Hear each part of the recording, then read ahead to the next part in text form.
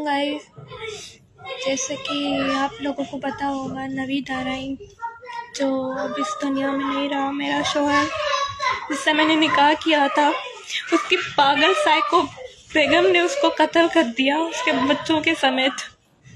और अब social media पे मेरी बदनामी हो रही है। मेरे पास प्रूफ है कि उसने मेरे साथ निकाह किया था, और जो मेरा रिश्ता लेने आ रहे थे ना, उनकी भी सारी पिक्स, उनकी भी सारी चैट मेरे पास पड़ी है।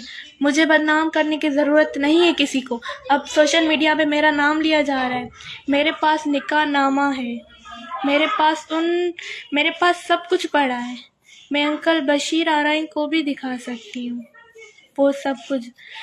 अब अगर मेरे बाबा या मेरे भाइयों को एक आँच भी आई ना, मैं नहीं छोड़ूंगी किसी को भी। मैं इतने दिन सब्र करती है, इनके 3 साल मैंने इनके जुल्म बर्दाश्त किए हैं।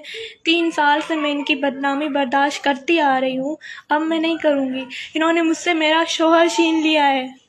हम लोग अपनी लाइफ में खुश थे।